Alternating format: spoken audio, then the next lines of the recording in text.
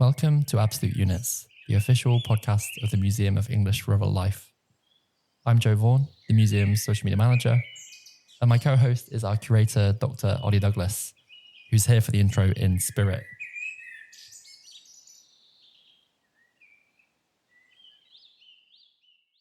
In May 2022, the Royal Swedish Academy of Sciences measured 14 European countries on 3 different factors: biodiversity, wellbeing, and connection to nature.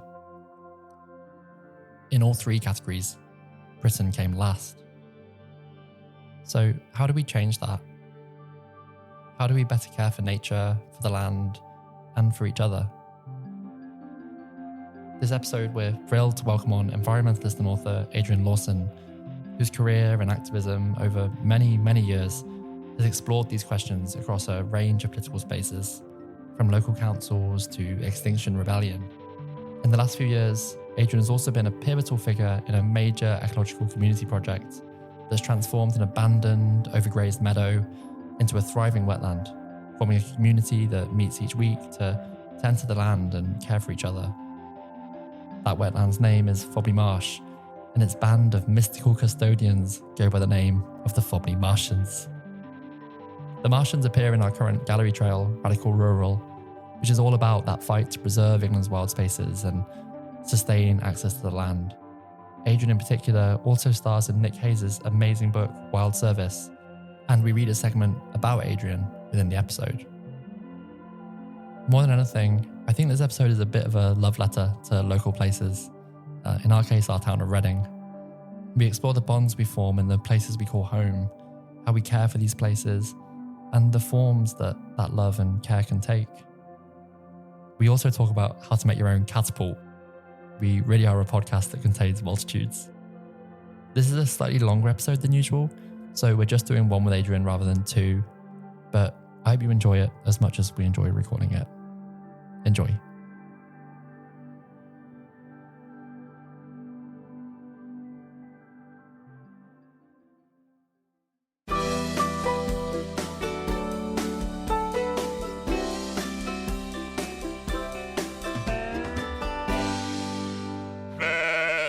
Welcome, Adrian, to Absolute Units. Brilliant to have you here today. Thank you very much. It's amazing to have you here. Can we start maybe with a brief history of you and how and why you came to Reading, where you grew up? You know, are you a local there? Are you from further afield? No, I'm from the kind of like northeast London originally. Kind of grew up in the East End of London. Went travelling, came back to the East End of London. Everything had changed. It became a lot more expensive to live there. So we started looking for somewhere to live, and my partner had friends in Reading. So we spent quite a lot of weekends in Reading and found a house that we liked, bought it, did it up, and we've lived here ever since. That was in 1985. So I've lived here virtually ever since. And grown up with, I've got 3 kids who've now grown up and left Reading. I got a job quite quickly after I arrived in Reading, got a job working in Reading and didn't need to commute anywhere. That was my original intention. And then got a job working in the parks department, a summertime temporary job in parks, and that was it. I was off on my career in open spaces. So what was your first role? Park ranger. Oh, wow.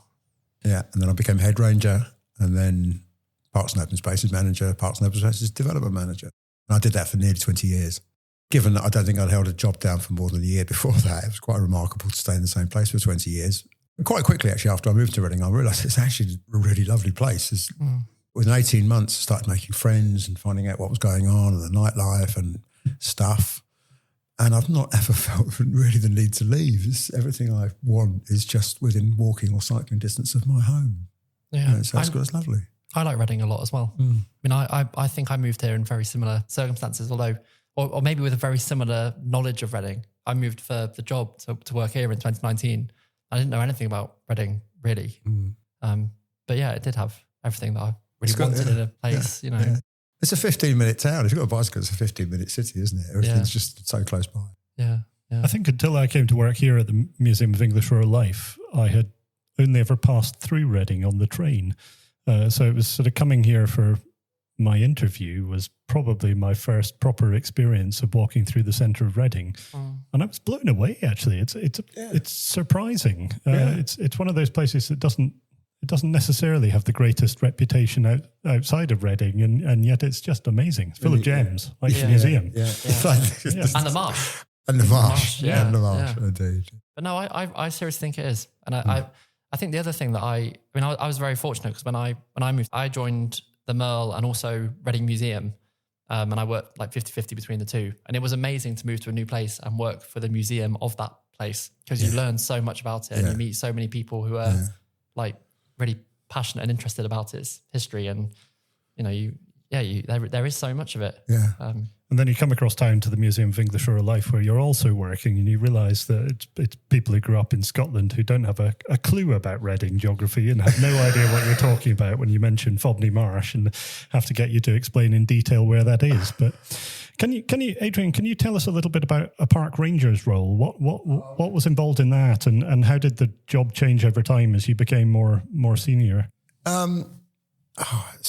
It's so long ago. It wasn't it was a lovely job. I was outdoors a lot. And we started setting up conservation groups, friends of Prospect Park and friends of Clayfield Copse and things like that, carrying out practical work at weekends.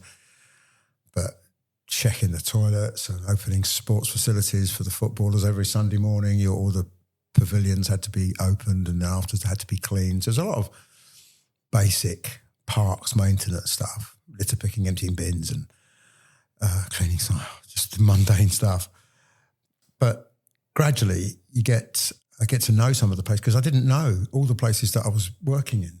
And I'd go there to open up the football stadium and find this lovely park and think, while the game's on, I'm going to have a look around and learn about it. And one of the things we also had to do was inspect children's playgrounds. Now, children's playgrounds are really widely dispersed throughout the town, so you have to learn how to get all the way across. I haven't been here very long, so finding all these little parks and little playgrounds, inspecting them every day, you just get this immense familiarity with the town and the links between them. And that's why I'm still here.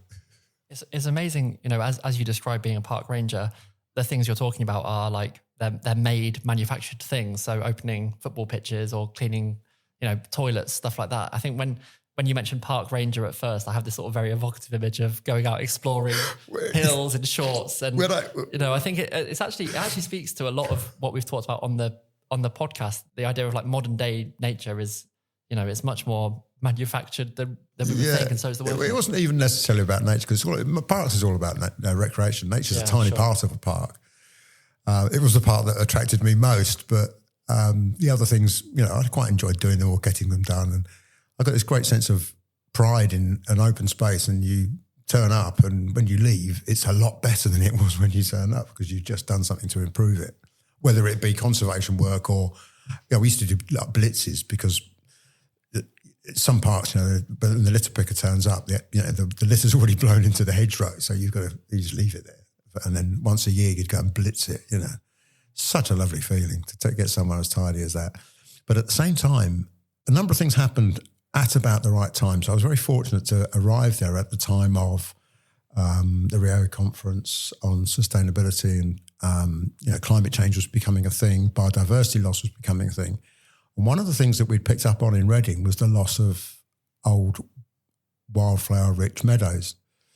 And we just said, look, some of these parks have got the potential to have wildflower-rich meadows in them. And someone said, well, go away and tell us which ones they are. So a few of us went round and started looking at the grassland and thinking, this has never been fertilised, because you can tell from the species that are growing in it whether it's had fertiliser applied and whether it has potential to regenerate as an old meadow. Because it is old, it's permanent grassland, and it's just been mowed for 100 years every 2 weeks. And that was really successful. And I spoke to a lot of very, very learned people about it, and I get a very fixed idea that if it's going to be wild, it has to be wild. You can't just leave a piece of land alone and scatter wild flower seeds on it. That's gardening. Just let nature take its course. Manage it in a certain way. Let nature inform your management and see what happens. You'd never have sowed common spotted orchids, but they turned up. We did sow yellow rattle because we had one small meadow on the Thames that had yellow rattle, which is a parasitic plant. And it's really popular now because everyone thinks if you sow yellow rattle in your meadow, it's going to get much more biodiversity because the yellow rattle parasitizes the grasses, which enables other plants to grow. And we saved a meadow. We thought it was part of it on the festival site. And we thought it was going to be ruined by various plans. So we collected some yellow rattle seed and scattered it nearby, and then collected it the following year and scattered some more. And it's an annual plant, so we scattered it all over Reading, and it grows everywhere now. It's on every meadow that you can. It's sort of like a fingerprint. If you go to a meadow and it's got, how come all this yellow rattle is here? And it's dead to us. And that's worked really well because that's reduced the vigor of the grasses and encouraged other plants to grow in among them. It's quite an attractive plant in itself, and it's one of the little things that came out of the change of management from every blade of grass in every park has to be cut every 2 weeks. And there was actually a default notice that could be sent out by the supervisor saying, he'd go around and he'd look for blades, the flowering stems of annual meadow grass, which if the mower goes over them, they just spring back up. And if they sprung back up, it was a defect. So to go cut them down. I don't know. Anyway, that stopped at the very moment I got into management. That kind of nonsense stopped, and we became much more relaxed. We started looking at natural regeneration because also there was a first thing we did is plant some trees. But then we realised that even then, this is back in the 90s, we realised that planting trees was expensive and it wasn't necessarily successful, and it wasn't necessarily a good idea because where are your trees coming from? You buy some trees from a nursery. Even if you go to one of the reputable nurseries, they're not local trees; they're trees from somewhere else in the UK. So. Or even from the continent or further afield, occasionally. But if you want to create an area of natural woodland, just let's start leaving some pieces of land alone. And that also played into the hands of our relationship with the grass cutting teams, because if we could say to them, if they said to us, because there was an us and them, there was management and stuff, but they would say this bank here, we find this really dangerous to cut. We said, well, let's not cut it then. So we didn't cut it, and it's become woodland. Problem solved. Bingo. So woodland for nothing. So I learned all of this stuff as I was going on through my career in parks. And then in 2006, I took early retirement, and I spent a lot of time away from Reading. I got jobs abroad. I travelled a lot, got up to all sorts of nonsense. We set up a bike kitchen in the old Jackson's building. If you remember, the Jackson's building, but when the department store closed, we took that on as a community project and got people fixing up bikes. And I bought a bike from Reading Bike Kitchen before. Yeah. You're one of 864 people that bought bikes from us. Yeah. I didn't realise you were involved in that. Yeah, I was one of the people that got it going. It was a concept. At the time, the council had this sustainable transport fund, and we made a bid for it. I was chairman of the cycle campaign, and I knew full well that the Reading Borough Council was never going to give us a big handful of cash. So we made a bid and we split it into two. One of the bids was for some things the campaign wanted to do, but one thing was it was a campaign member, but it wasn't under the umbrella of the cycle campaign. And when we got turned down, which was predictable, the council didn't like us very much. They had to spend on something, and the other bid was sitting there, so they funded it. And then they discovered about a month later that I was one of the directors of the community interest company that was set up to apply for that anyway. But we ran that for 3 years until we got kicked out of Jackson's because they wanted to redevelop. They found asbestos actually, and they had to remove it, and that forced us to leave. And then I did a few other things, and then I was doing a lot. So 2019, I started doing a lot of work with Extinction Rebellion, a lot of protest stuff and activist stuff. That was great fun. That was just so much fun. And is that Adrian, when you started caring for green spaces in your own right rather than as part of your job? No. Extinction Rebellion was literally me going up and camping on Oxford Street and blocking the road for 2 weeks. And I doorstepped the General Secretary of the International Maritime Organisation dressed as Neptune. All sorts of nonsense. It was great fun. But it didn't really achieve I hope there are photos of that. Yeah, there are. That should be the episode title. It's a complete story in itself. It's an amazing story, but it didn't really achieve very much. So you do all this stuff on this big international stage and, what are you actually achieving? It strikes me that an awful lot of this is about control. You're talking about the, every blade of grass has to be cut. That reminds me of when my mother for years wanted a wildflower meadow. This is what happens if you're farmers and you have a bit of access to land, is you can have these conversations about, can I have a wildflower meadow?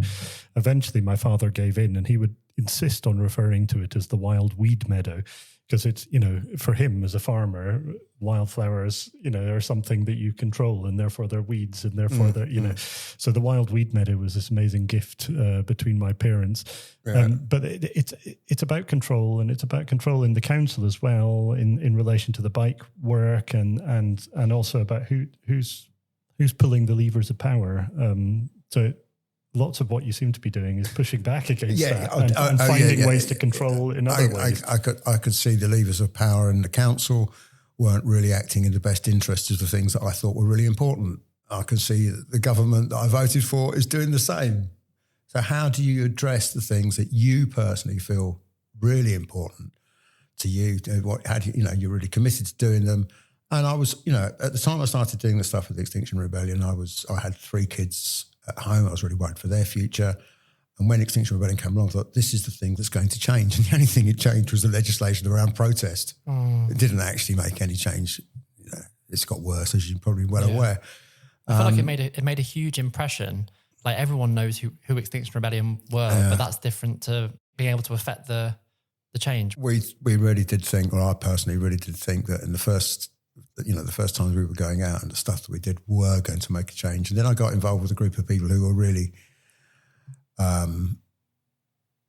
focused, because the problem with Extinction Rebellion wasn't a problem, it was great, but it's not targeting directly the people that need to be targeted. Everyone's affected when London is closed down by Extinction Rebellion. It's bringing the attention, but a few of us decided to go off and focus on hitting the targets more directly in a non-violent and very direct way. But it wasn't really. So we would just dress up, and we would swum. We dressed as mermaids and swum in the pond outside Defra. For Easter. Yeah. We did loads of and they're hilarious. I look back on it now and think, did I really do that? Such fun and so powerful, so impactful. Yeah, but you're right. You're right in front of those people. Like, you're in their thoughts. You're in their pods. You're in their walls. Yeah.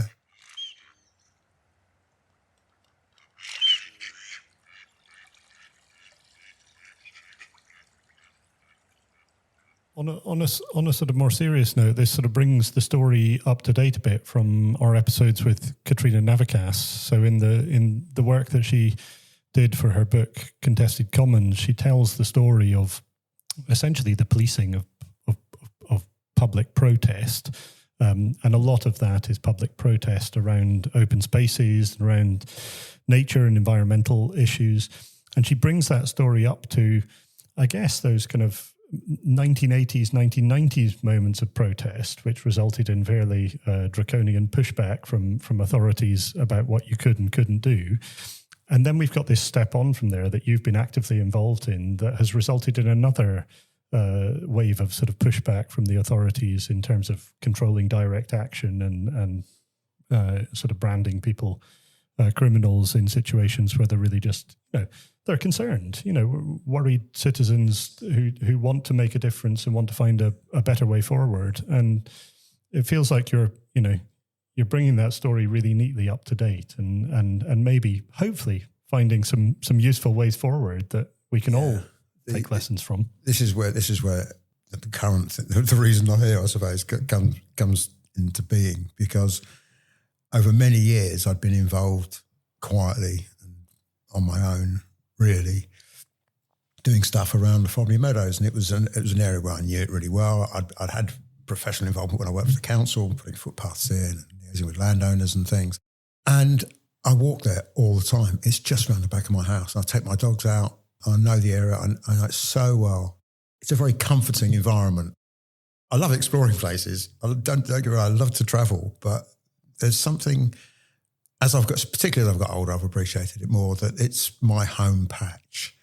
And I had some knowledge And I thought, I can put some of this knowledge to good use. I knew that there was a big movement to slow water leaving floodplains, water that was trapped in meadows rushes out too quickly and causes flooding downstream. And I knew that was an issue. And I knew nothing was being done about it. So I thought, well, a couple of sandbags here and there won't go amiss, see if it has an impact. And sometimes I'll just go put a sandbag in a ditch and see what happens. And then, put another one in and see what happened then. And is this water that's water runoff from tarmac spaces? No, it's not. So the Kennet Valley, what's really interesting about the Kennet Meadows, they're much lower lying than both the rivers. There's a river on the north side and a river on the south side. So there's the Holy Brook on the north and the Kennet and Leven Canal on the south. And the meadows are between them, and the meadows lie lower than both rivers.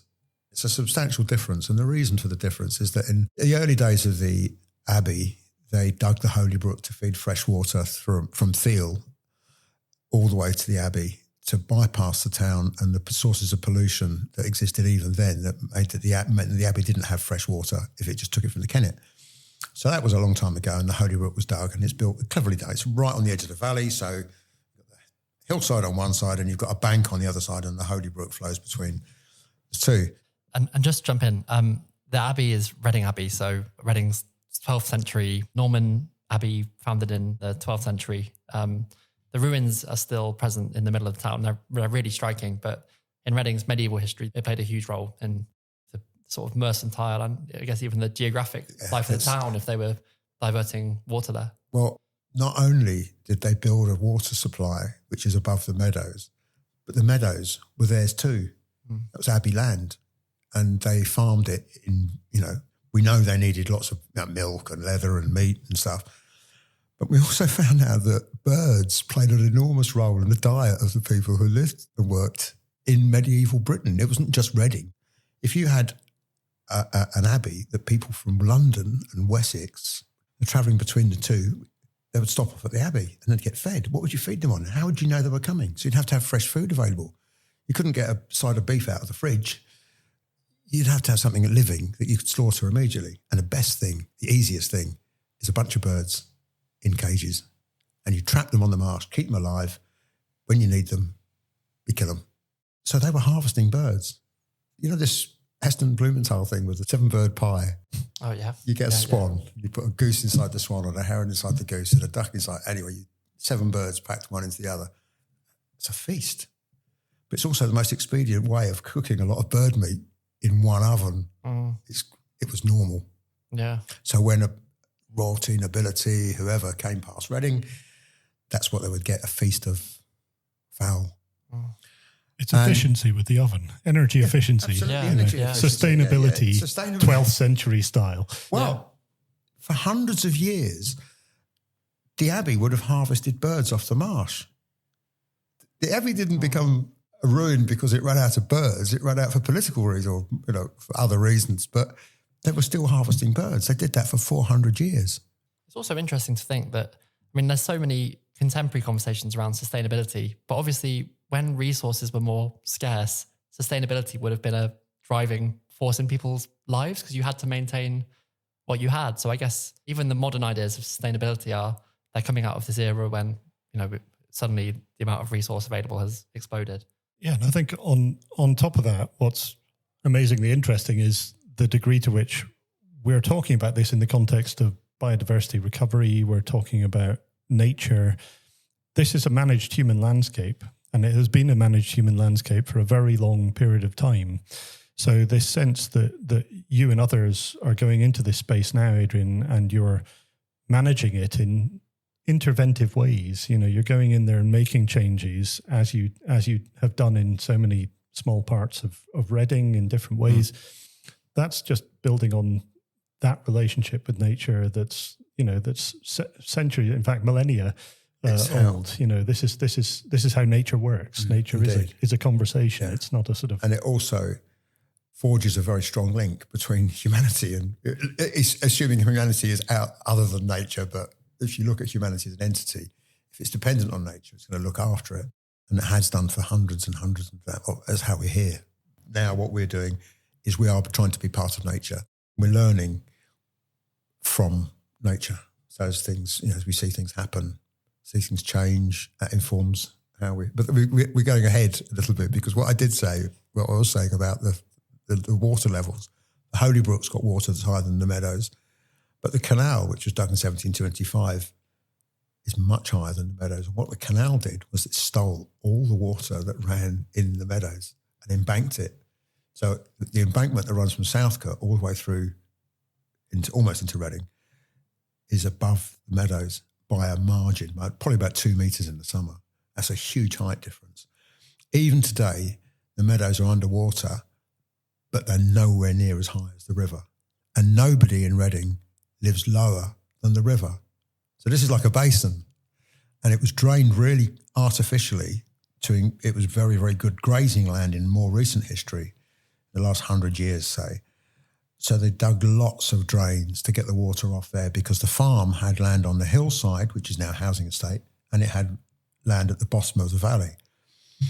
The hillside was used to graze cattle when the valley was too wet. But when the valley dried out, they could put the cattle on it, and it was very nutritious. It was very fertile. That's where they wanted to get the cattle. That's where they got most productivity.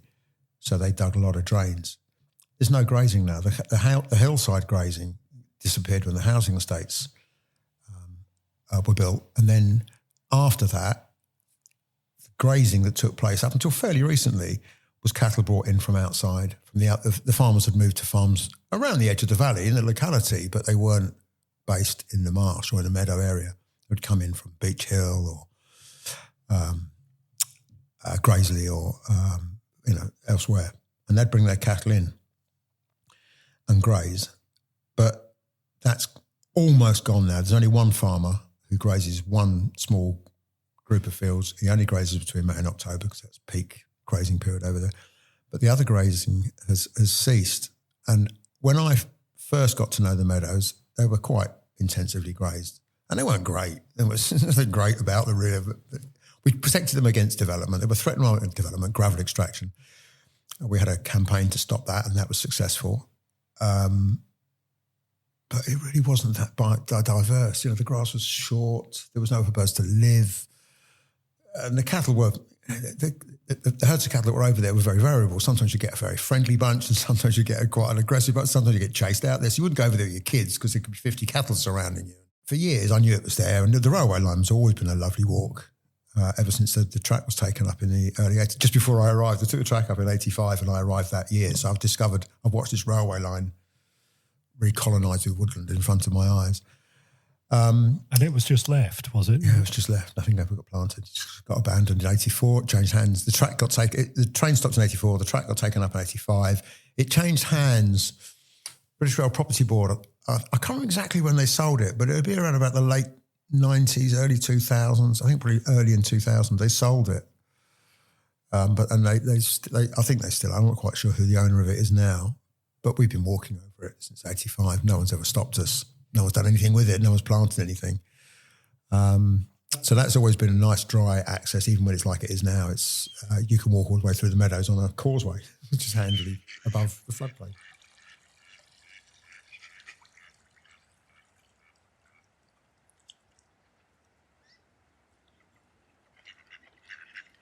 That feels like a sort of critical question then, is about, that's I guess a sort of transect of that landscape that's been allowed to rewild naturally. It's just been left to its own devices. And some of the relationship that you have with the landscape around there is one that involves you and others getting more heavily involved in managing those spaces. And I think a lot of conversations about rewilding sort of pose the question and look to an ideal of, we'll just leave it and nature will recover. But that's not always how these things work, especially in a landscape that's been designed by humans for particular sets of activities. Those activities have changed over the centuries. The ways in which people are living in those landscapes have changed immeasurably. And now, humans need to be involved in that process, don't they, to make the best for nature? Well, particularly because we're right on the edge of town. We're not even out of town. We're in the middle of town. This whole complex of meadows is within, I think the closest is about 700 metres from the Oracle car park. It's really close to the town centre. So the Oracle, for those listeners who don't know, is a very large shopping centre built on the site of, I think, the old Simmons Brewery. So this is one of the 3 Bs of Reading: bulbs, beer, and biscuits. The former workhouse as well, wasn't it? Yeah. So there's a number of things on the site. It's a very big shopping centre. Massive shopping centre. But it's kind of like if you mention a point in Reading that everybody's going to know, it's just a handy reference point. The Oracle or the Blade. I use the Blade building as well. Yeah, and the Blade's very important to us because we've got peregrines nesting on the Blade and we've got a spot on the marsh where we can watch them from the telescope. Wow. And they're back. So we think they're starting a nesting attempt any day. Slowly but surely, I'm beginning to think about Adrian as the Oracle of Reading. It's a different kind of Oracle. I think. Yeah. The Marsh fan. Yeah. So anyway, what we, about 6 or 7 years ago, we got involved. It was partly on the back of a slight tangent from the Extinction Rebellion stuff, but one of the things that we did in the very early days was we bounced the council into declaring a climate emergency. I think we were the 40th town in the country, or the 40th council to declare a climate emergency in 2019. And I really thought that was it. We've done it. We're here. And one of the things that grew out of the Climate Emergency Declaration was the setting up of 7 working groups, one of which was called the Nature-Themed Working Group. And right into that, we started talking about the Kennet Meadows. And on the back of that, we started talking with the council, the Environment Agency. There was a few opportunities to get a wetland scheme of sorts, a grazing scheme. So managing the marshland with cattle. Fundamentally, the cattle were still there at that time, and about the same time as the cattle disappeared, the talking stopped, which was just a complete bizarre coincidence. But we just couldn't get them to, anybody that was involved in that meeting, those discussions, which it went on for about 5 years. I think there was only one visit ever to the marsh, but it was just a talking shop, and it just fizzled out. No one wanted to give any more interest in it. It wasn't going to happen. Local councillors spectacularly uninterested in the marsh, even though it was a real cause célèbre when it was threatened. And it was also many councillors that I worked with when I was an officer of the council were really keen, really, really keen on the work that we had the potential to do in the meadows. It never came anywhere, came to anything.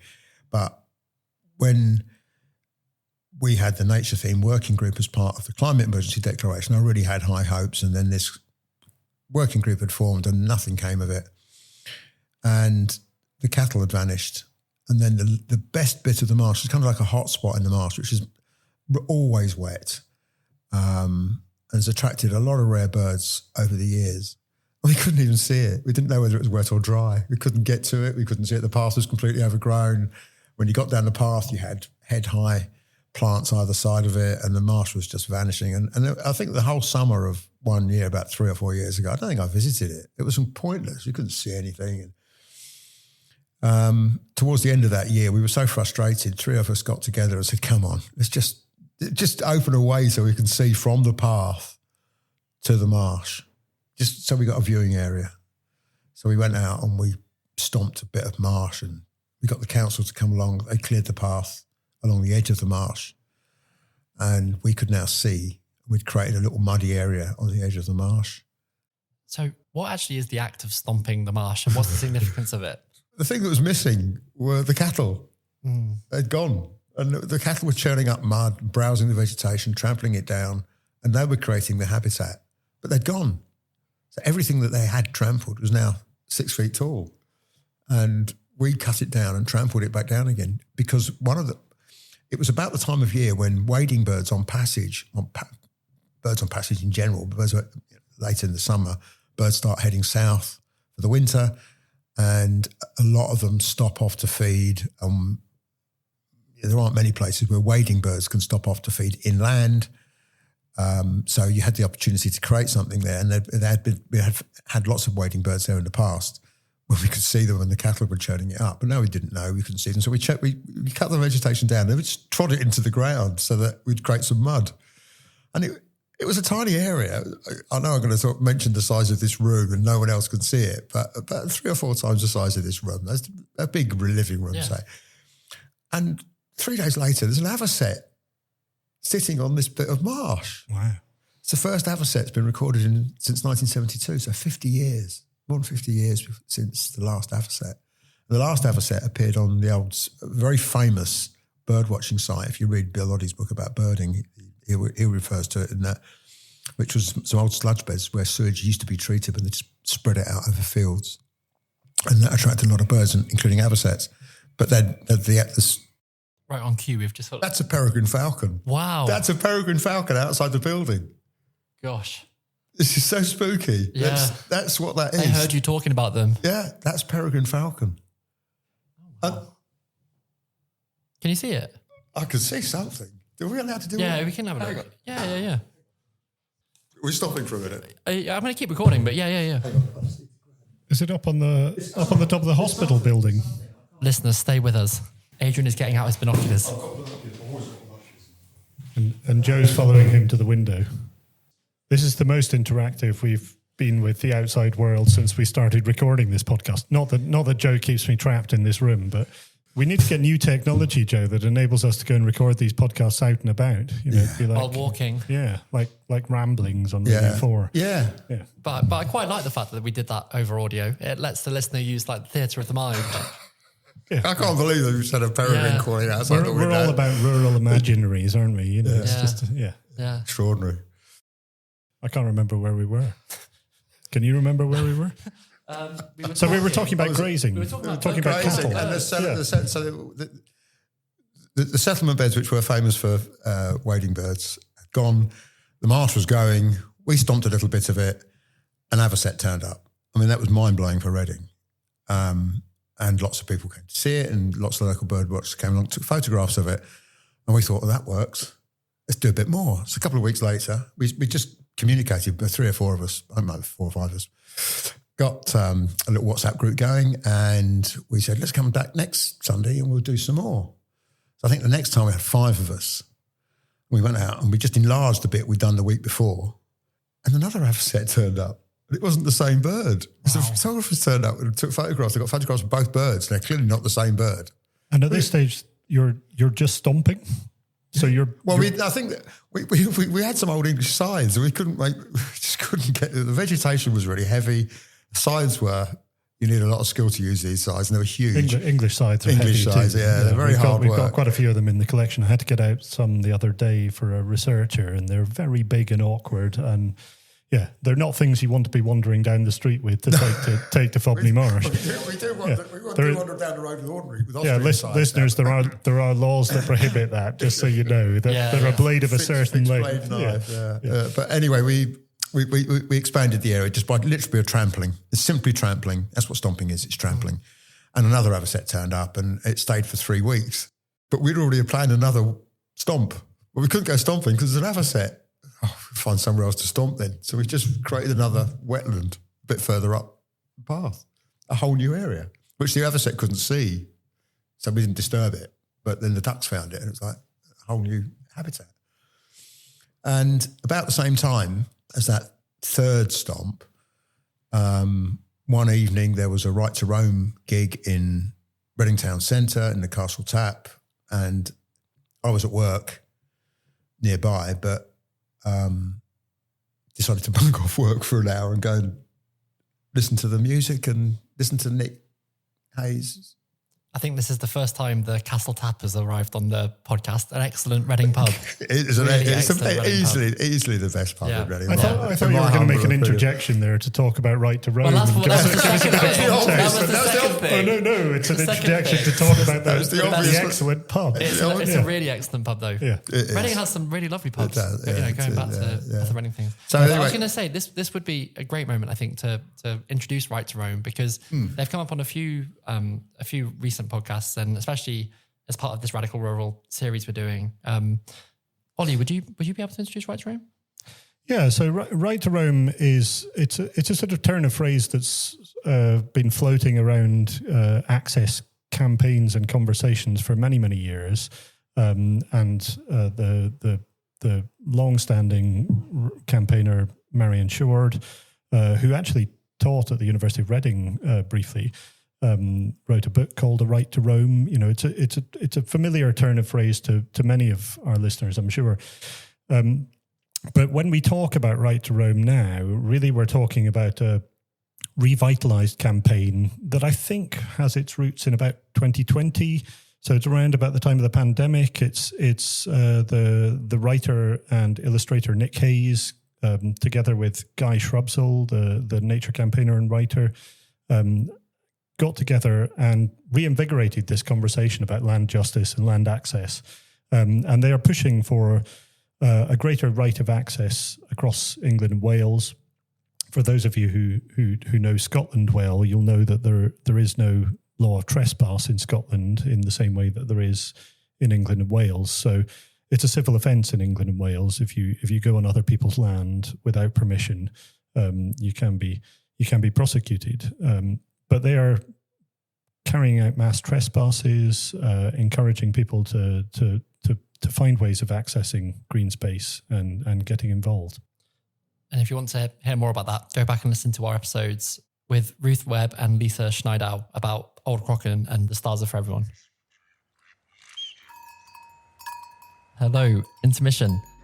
If you're listening to this soon after release and you can make it to Reading, we'd love you to join us at our upcoming MERL Late on the evening of the 25th of March. We used to do loads of lates before COVID, and now we're getting back into it. There'll be tours of our new displays led by Ollie, drinks, arts and crafts, and the chance to see our new rat trail, an activity where you get to spot rats in the museum. The late costs £5 per person, and all proceeds go exclusively to supporting our work and letting us do more stuff like this. If you can make it, we'll put the link in the show notes. Now, back to the marsh.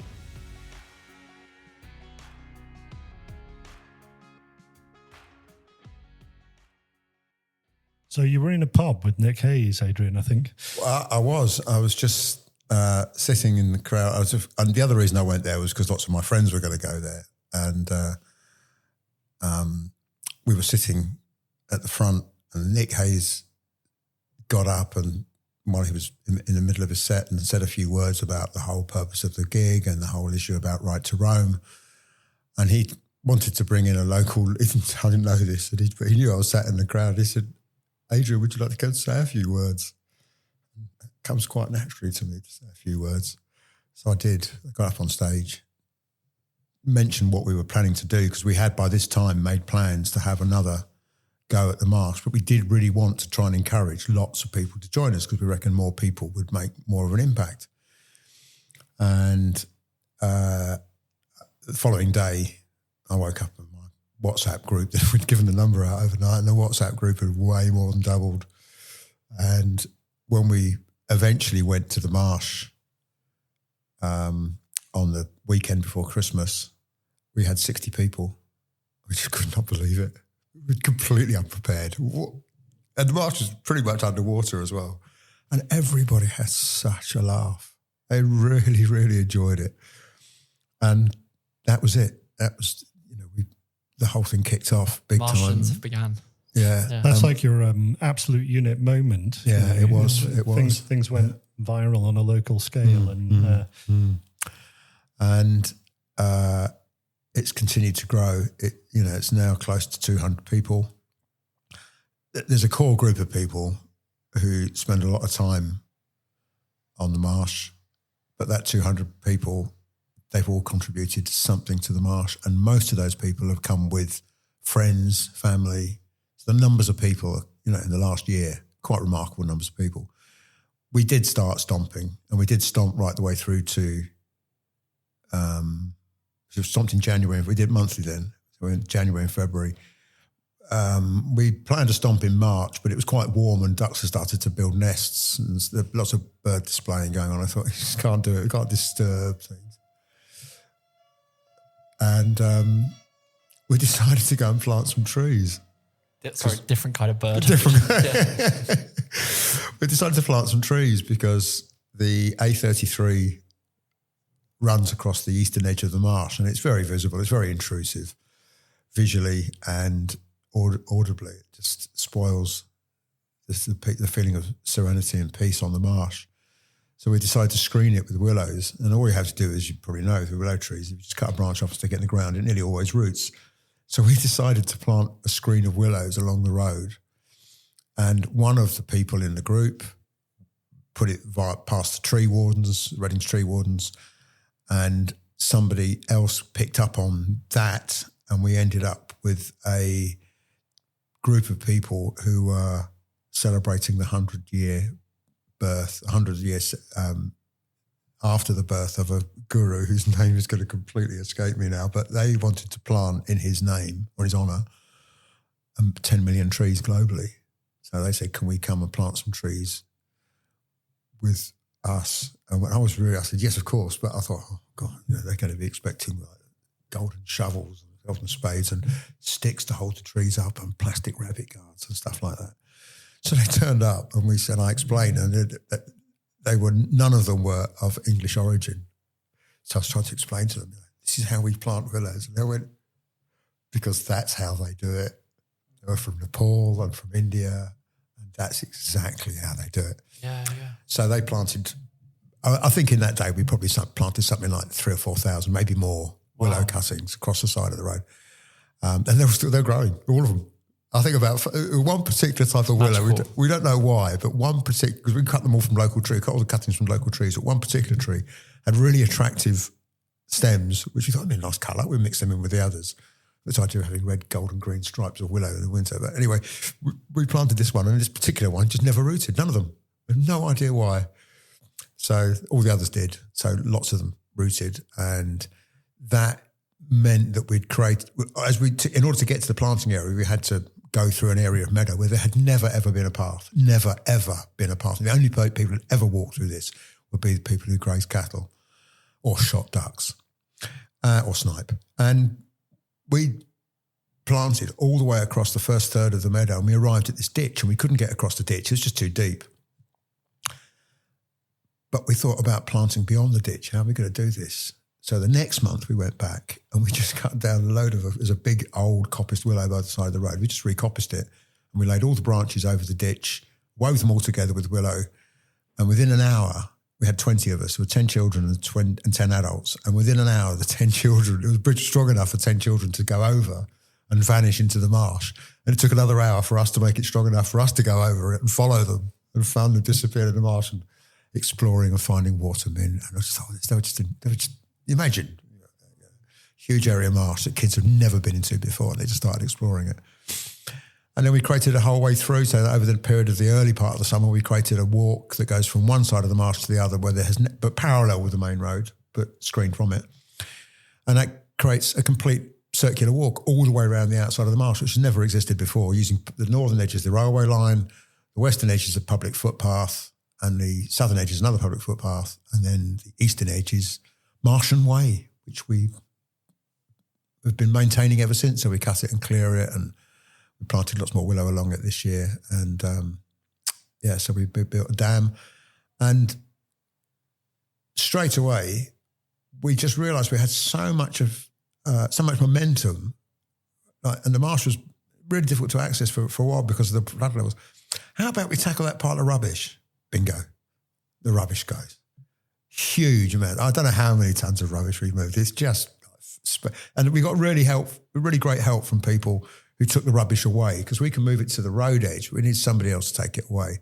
Somebody gave us a big help with that, and that's ongoing. It doesn't stop. There are parts that we haven't been able to reach yet, but we're getting there. It's an amazing community effort. Yeah. And then what's, because you've got 100, now it's 190 people in the group at the moment, but if you've got an idea of doing something, you put it to the group. You just put it on a message. Say, look, I'm going out litter picking on Sunday. Can anybody come with me? 10 people are going to say, yeah, it's going to work. That's what you need, just a small group of people. So some of those people have only been involved once or twice. But then suddenly a year later, we found this. It's quite an interesting phenomenon just in social dynamics. But a year later, people turn up having not been around for the whole year, but they followed everything on the WhatsApp group. They know what we've... Because the WhatsApp group, it was complete chaos. Unfortunately, 2 people who joined the group said, well, we'll manage the WhatsApp group. So we've now got WhatsApp chat group managers, admins who look after it.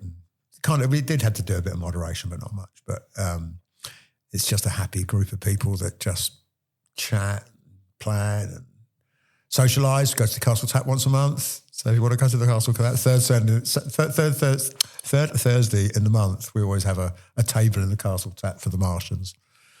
And we do other things as well. Some of us went down to see, to Kintbury, to the William Winterbourne. So the anniversary of his burial or his hanging, I can't remember, back in January. So we do other stuff outside of the marsh, but not much. We're mostly in the marsh. And we really want to encourage people to come and help, because it's not improving the marsh as much as it is getting this group of people. I had a message from someone this morning who'd seen a peregrine falcon on another peregrine sighting on a streetlight along the A33. That person would never have noticed a peregrine a year ago, but now she's seen it while she's been going along in her car and sent me a message to say, guess what? So we've got all this group of people who've got really broad range of interests. They're culturally not as diverse as I would like. I'm a bit reluctant to go and tackle those areas where we're clearly not hitting, but I would like to get work with broader groups of people. Having the devotees of the Guru was quite something. They plant trees and chant. Wow. They've had that before.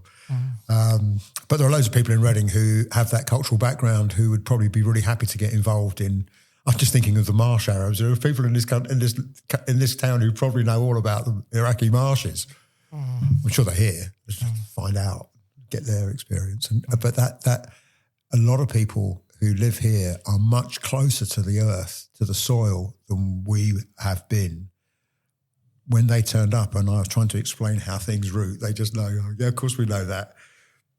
There are lots of people here that know that, and they've been forced into an urban environment, and I'm sure they'd love to get back out. So, yeah, I think Ollie made that point actually at the end of last episode. I think you were saying about, when people come to Reading from different cultures from abroad, they're often the agriculture that they may be more familiar with, they will find in the galleries here and the kind of tools and technologies. Yeah, and it's when I was talking about it last time, I was talking about those technologies that have been brought inside and killed by us and, put to death in the museum and bunged in displays in glass cases. But it's true of the wider landscape as well. People recognise similar relationships with the landscape in terms of water management and flood management and forestry and agriculture, all of these relationships we have with the world around us. There aren't that many different things that you can do with landscapes. Obviously, landscapes differ and the climate differs. In tropical regions, it's very different to these temperate regions. But those relationships with water and soil and plants and animals, they can translate. It's really amazing.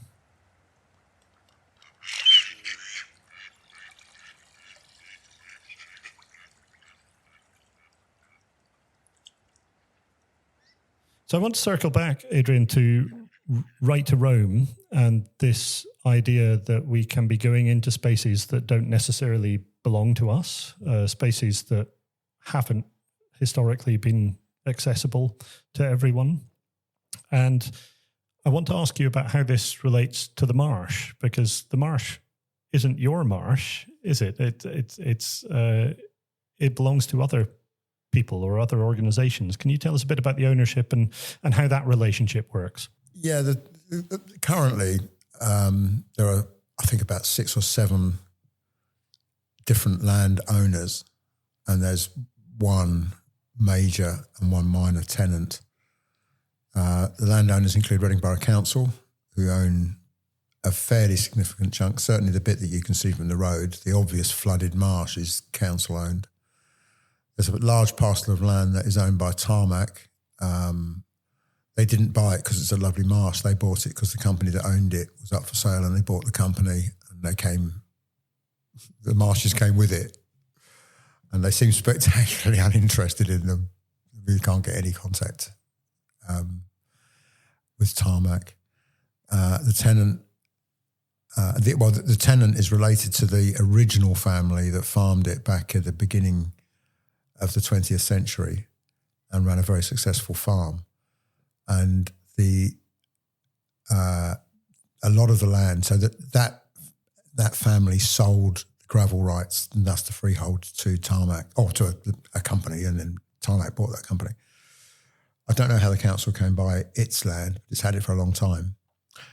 And the remaining land is owned by the trustees of, I think, is it 4 or maybe 5 trusts that were set up by the family for the beneficiaries of the surviving members of it. So there's different trusts that own it.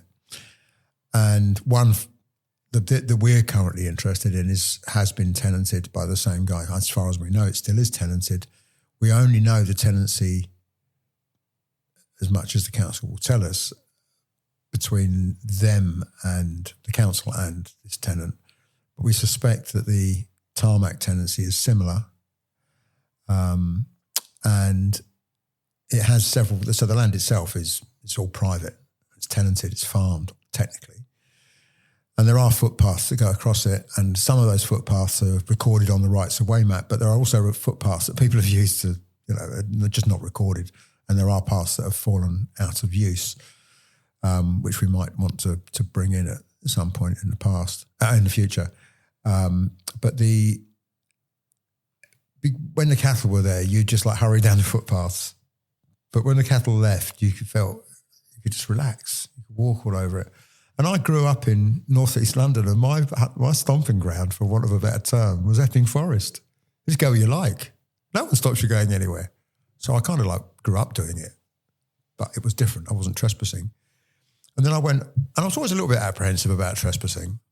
Not particularly. I knew the law. I knew that I wasn't going to get arrested by a constable, but I could get into trouble with a landowner. But it wasn't really until Right to Roam kicked off that I had the confidence to just say, no, I belong here. This land doesn't belong to me, but I belong to it, and I'm going to enjoy it. I'm not going to damage it. I'm going to make it better. Hence Wild Service. And that's all I've ever done. I've never ever done anything there that's made it. I mean, I've picked up a lot of rubbish. You won't catch me going over there and leaving my Coke cans and stuff like that behind. I always want to make it better than when I arrive. And that's how the Wild Service thing is, isn't it? It's just when you go somewhere, is it better when you leave than it was when you got there? So this might be a good moment, Ollie, if you'd like to read the bit from Wild Service. It's about Adrian's work. Yeah, so very briefly, I'll just introduce what Wild Service is. It's the name of a book edited by Nick Hayes and John Moses from Right to Roam, and it was published in 2024, so it's relatively recent. And in the book, they take you through a whole series of different ways of essentially belonging in the way that Adrian's been describing. There's sort of reflections on architectures of belonging, and these are sort of changes that have been made to the environment that allow people to feel part of those landscapes. And they also have what they describe as Wild Service in action. And these are a series of small anecdotes and descriptions of people who have taken responsibility for particular landscapes and pieces of ground. And Adrian is one of those. So there's a short chapter written, I think, by Nick Hayes, and it's described as Wild Service in action, Adrian, Marshman, and there's an amazing illustration of Adrian wearing a woolly hat, which again is the work of Nick Hayes, I think, as well. And I just want to read the first paragraph because I think it resonates enormously powerfully with the conversation we've been having, and it also captures Adrian just perfectly. Speaking to Adrian is like sitting in a hedge on a hot spring day. The conversation buzzes with a swarm of anecdotes. Stories flit in and out like nest-building wrens. He'll stop mid-flow, point to the sky and exclaim, "Fecal sack!" And though you miss the bird, you'll hear how great tit chicks shit in bags for their mums to deposit far from the nest, so they can't be detected by predators. Inside Adrian's hedge, you have a distinct feeling of the mesh of ecologies that weave above your head, a sense that a bit of knowledge can really help you see the messy entanglement of everything that lives around us. And we're just 10 minutes from Reading town centre. And the chapter goes on, and it describes just some of the small ways in which you have not taken ownership, but engaged in that act of belonging in Fobney Marsh and in other spaces around Reading. And there's a particular technology that you use that you have very kindly given us an example of for the collections. I wonder if you could talk a little bit about the catapult, Adrian. I can. So when I was very young, I was taught how to, I learnt how to make and how to use a catapult. All kids did in those days. We didn't have computer games, so catapults were our targets were variously house sparrows, which we never managed to get. But the sound of tinkling glass after a catapult had ejected a stone across it. Anyway, it was always fun. So I knew how to use a catapult. I was quite accurate with it. I used to like pinging drink cans over and the like. But when an area of land quite close to where I live in Southcote, it's the next complex of meadows to the west of the ones that we've been talking about so far. It's called the Southcote Meadows. They hadn't been grazed. They'd actually been abandoned when I arrived in Reading. I never saw cattle on them, and they were actually described in various documents as abandoned grassland. And I knew about this because it was something that, I was working on grassland through the council, and there was this area of abandoned grassland. I thought, we need to bring it into management. And it's clearly never going to come into management. I thought, hang on a minute, if it's not going to come into management, how can we make it a bit more interesting? One of the real interesting things were whitethroats, this obscure little bird that flies here in April, flies back again in August, goes down to as far south as maybe even to Kalahari. Long migratory journey. And they arrive and they sing from little bushes. I thought, actually, there were a few more little bushes around here for the whitethroats to sing on. And at the same time, I was trying to, get my kids involved in understanding ecosystems and nature and stuff like that. And one of the things was seeds. Where do seeds come from? What are seeds? What are berries? And going through that whole learning process with the kids and collecting seeds or collecting berries and then scrubbing the flesh off them and then just getting them ready and giving them a chance to germinate. And then we'd wrap them in clay balls. My partner, one of my daughters, are quite keen on pottery. We always had an abundance of bags of clay.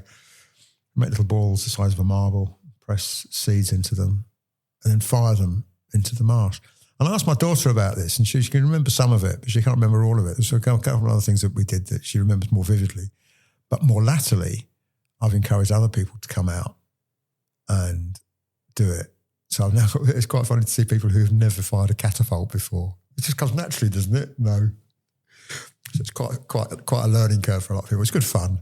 But basically what you're doing is you're firing a seed that's wrapped in clay across to an area where it probably wouldn't have a chance of landing on its own. So birds roost in trees, particularly the winter thrushes, and they eat the blackbirds and the song thrushes and the redwings and the fieldfares. They eat berries during the day, they defecate during the night. So if there's a perch, the bushes will grow from the seeds that have been pooped during the night. But if there's no perch, how are they going to get there? Catapults. So we catapulted the seeds. And it's quite amazing because I don't know that every seed took. And we did catapult quite a lot, but you can now see the points where we stood. If you look from space, you can see like butterfly-shaped areas either side of the park, butterfly wing-shaped areas where we've just been scattering seeds and they've turned into little shrubberies, collections of bushes. It strikes me that when you were talking about the stomping, that you've been replicating the jobs of cattle. Now with the catapults, you're replicating the jobs of the birds. It really is very, very... Yeah, and the other keystone species that we're trying to replicate at the moment is beavers. Because that's the thing we're really on to at the moment. But I have to share this with you, and it's probably going to be a disappointment when I go and investigate. But I've heard that there's beavers within 800 metres off the meadows. Wow. And I'm going tomorrow to see if I can prove it. We know they're 5 kilometres up the river, so they will be there soon.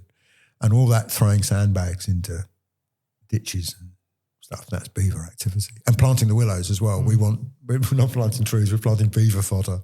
They've heard about your work, Adrian. They've been reading Wild Service. They've probably infiltrated the WhatsApp group. They're probably in the MERL this second. There's one outside our meeting room. What is in the MERL in one of our gallery drawers as part of the Radical Rural Trail is the amazing catapult that you very kindly made and gave to me the other day. So it's got a kind of Y-shaped wooden handle made, I think, from yew. That's yew, that one. Yeah. And the sort of catapult mechanism itself, what's that made from? The elastic is physiotherapy treatment bands. and chiropractors and all sorts of people use it. So it's quite easily available. And the leather pouch for the seeds came from the one you've got. It came from a sofa, and I think it was one that was abandoned on the side of the A4. But I like finding bits of leather sofa. If someone abandons a leather sofa in Reading, you look back and it looks like a skinned whale with it, and no time I've got to take all the leather off to make things out of.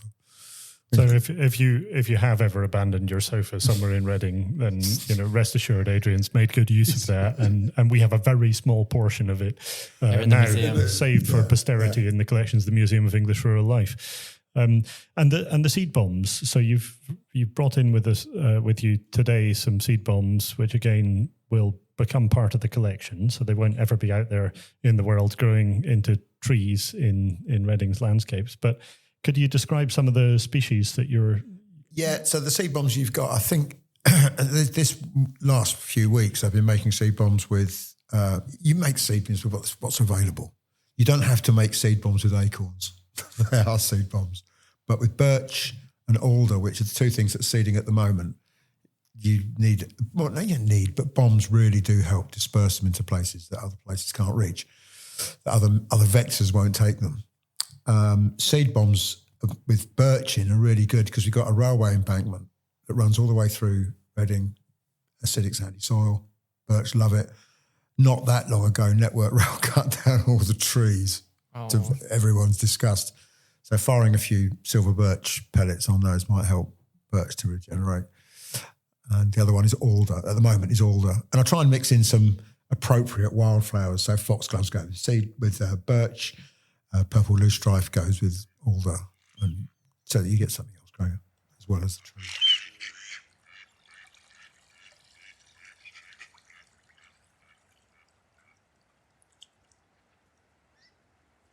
So the way you described teaching your kids and learning with them around the catapulting and the seed bombs makes me think about the transmission of knowledge. And we talk a lot in heritage and museums about intangible cultural heritage. These are the sort of skills and practices, the gestures, the processes that surround the technologies that we shove in the shed, like the museum.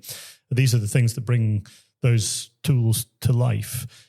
And obviously, those are transmitted, those skills, those gestures, those bodies of knowledge, and they're passed down from generation to generation. And you're bringing about a resurgence of a transmission of knowledge. And I think there are really interesting ways in which you're doing that with younger people involved as well. So I know we've talked about this in the past, Adrian, but you described to me, on the back of learning that English scythes are really quite difficult to use. You, like many other conservation specialists and ecologists and people involved in nature recovery, actually use Austrian scythes, and that might be, that might be terrible to hear that, and the Museum of English Rural Life is also endorsing this use of Austrian scythes, but they're much easier to use. And I think you've described how you've helped teach younger people to use them as well. So there are safety skills involved. There, there's a sort of transmission of knowledge that's about taking ownership of land and becoming responsible. So I want to ask you a little bit about that, but I also want to ask you whether that's a stepping stone towards maybe achieving longer-term rights of access to these spaces. Is this an intergenerational process, or is that something that you think you might be on the cusp of doing along with the beavers? So the transmission of knowledge for me is really vital, and it's really interesting how it's developed with the Martians. As you say, we've been using Austrian scythes, and through a financial sleight of hand, we've managed to we're waiting for delivery at the moment of some small ones so that we have special ones just for children, because what we have to do is modify the adult size ones so children can use them, which isn't ideal.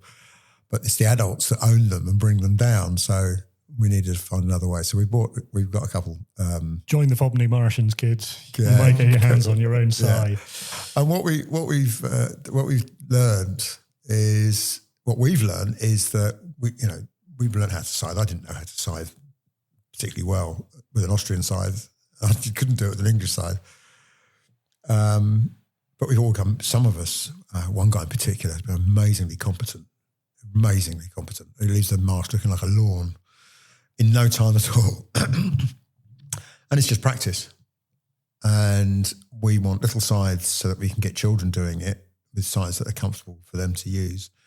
And every child that's done it so far, or a young person, they're not just children, we've had some students at Reading Uni doing it as well. And lots of just local residents just having a go. The issue is if they've never done it before and have no concept of it, they learn the technique immediately. You just show them how to do it right and they do it right. They haven't got any muscle memory of something that's wrong. If you teach yourself, you might be teaching yourself wrong and then you have to undo what you've learned. But if you show someone how to do it right from the start, they do it right from the start. And of course then they get quite an impact when they do it and they feel good about it. Nobody has, I would say nobody, but nobody so far has had enough stamina to keep going for very long. It's hard work. So A, it's really good exercise. But B, what we've done to accommodate that is we'll have somebody scything. We'll set them up in teams of 3, maybe 4 people. So you have one person scything, one person raking the stuff that they've scythed, one person with a pitchfork moving it onto the next stage. And it might be the next stage from that is to put it on a tarpaulin and drag it to build a haystack. So we've got these groups of teams going, and then the idea is that the person, as soon as they get worn out with scything, you rotate. So they start raking and then you just keep moving around. So no one ever scythes for more than a couple of minutes, but they all get a little go. And they all get to use the rake and they all get to use a pitchfork. Pitchforks are quite skillful things to get a big bit of cut hay.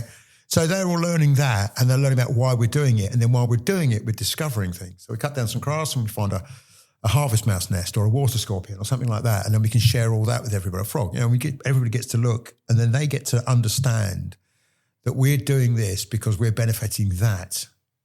It's not, we might be getting fitter, we might be having a lot of fun, we might be getting wet and muddy and cold, but what we're doing is really making an impact on these things that you'd otherwise overlook.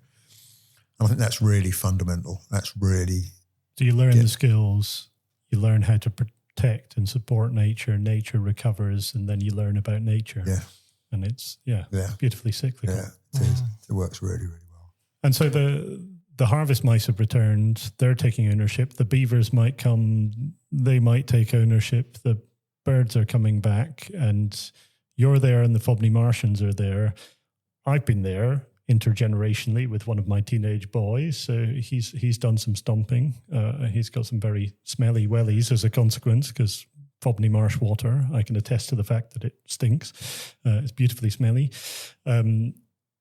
What about that step towards greater access, greater ownership? Obviously, we can't carry on doing what we're doing in exactly the way we're doing it now. Things will change, inevitably. And will we be able to steer the way we change is up to us. We're really informal. We've never spent any money. We've never written anything down. But at some point, things, as I said, things will change. And one of the things that we did in February last year, so a year ago, we wrote to the council as the landowner to say, can we take on the tenancy of this land?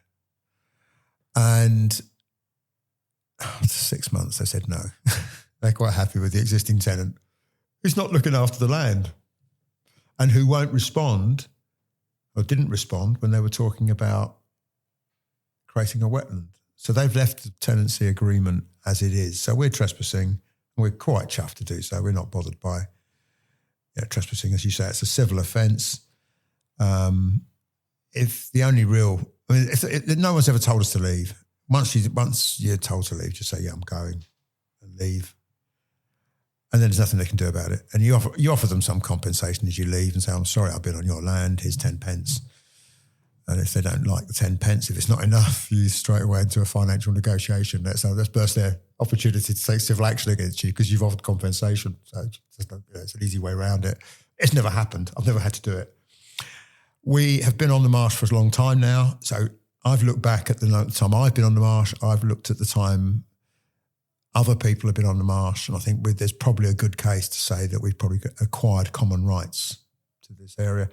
It's a bit complicated by the fact that there's multiple landowners and different tenancies, and it's not been universally accessible all the time. It just is now because the cattle have gone and you can wander at will. You can't wander at will because it's overgrown and it's flooded and it's difficult. There's no accessible paths around it and stuff.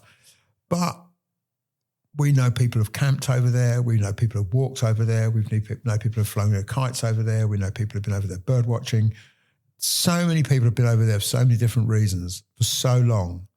I'm fairly sure that if we needed to push, we could probably create common.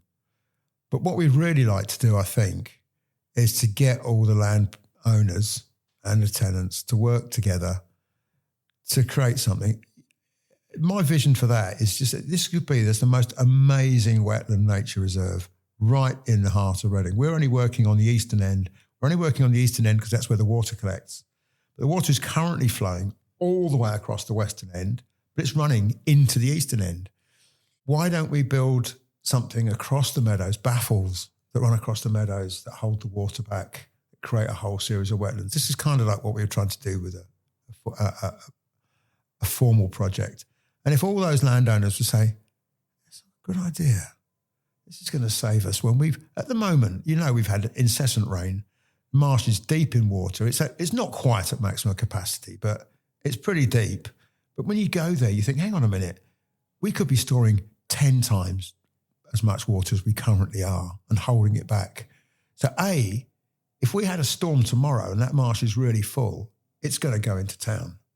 It can't hold that much more at the eastern end, but it could at the western end. That could be the buffer that protects the lower lying part of Reading. So that's a useful thing. That's the town's infrastructure could be enhanced by a simple thing that's just slow down the flood water. Because we've got climate change. We're going to get more intense storms. Do you remember there was a summer storm, was it 2012? July 2012, when we had like 8 hours of like torrential rain. Reading ground to a halt in no time at all. Well, we could help ameliorate that if we had more baffles across the marsh. But at the same time, what an increase in biodiversity. If it's wet all the year round, it could be extraordinary. And no one's listening. It's just us. And it would be good for everyone. It would. It was so many things, so many boxes are ticked. And they're being ticked now partly because no one wants to listen. Oh, okay, we're going to do it then. We're just going to get on with it. And that's actually given us quite a powerful motivation.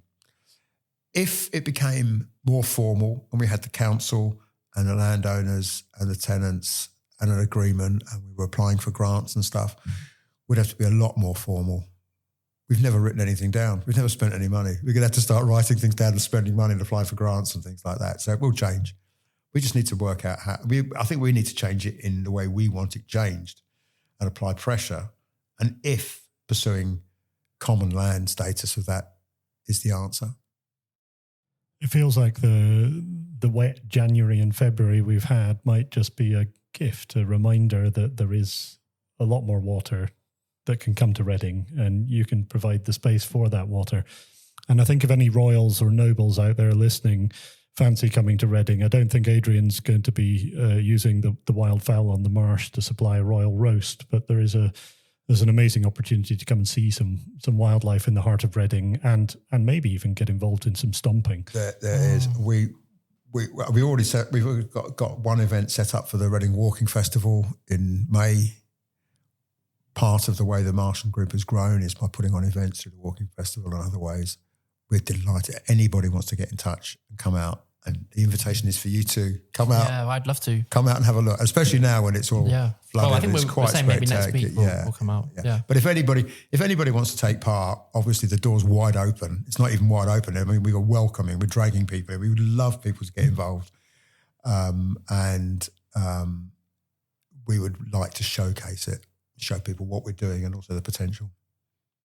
So I think that's probably a good place to draw this conversation to a close. It's been absolutely amazing having you here, Adrian.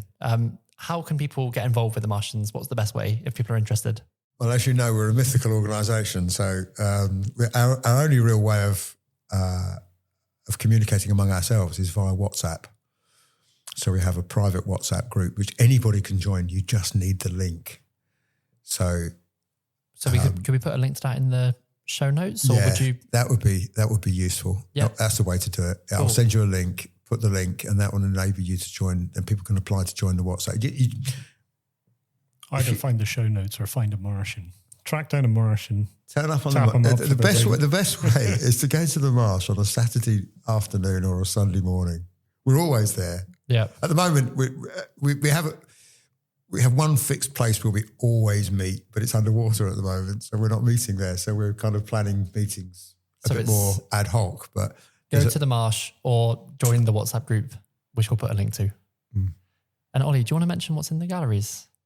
Yeah, so we have a whole gallery drawer. I think I've described this with the catapult that Adrian very kindly gave to us. There's information there about the Martians. And we also have a series of flags and banners that were produced for winter solstice stomping that happened on the 21st of December last year. And they were produced by our friends at Jelly and various Martians involved in creative practice around Reading. So come and have a look at the flags, come and see some Martian stuff in the dry, and then hopefully at some point some of you will get out there into the wet and get involved. Terrific. Thank you so much, Adrian. Thank you. And thanks for listening. See you next time. See you next time. Bye. Thanks for listening to Absolute Units. Your hosts have been me, Joe Vaughan, and Ollie Douglas. Absolute Units is made possible by Museums Partnership Reading, an Arts Council funded partnership of the MERL and Reading Museum. If you're enjoying the show, please leave us a review wherever you're listening. Tell your friends, tell everyone. It massively helps. We'll be back in 2 weeks' time for more history of rural England, more countryside antics. We can't promise catapults or peregrine falcons, but at this place, you never know. See you then.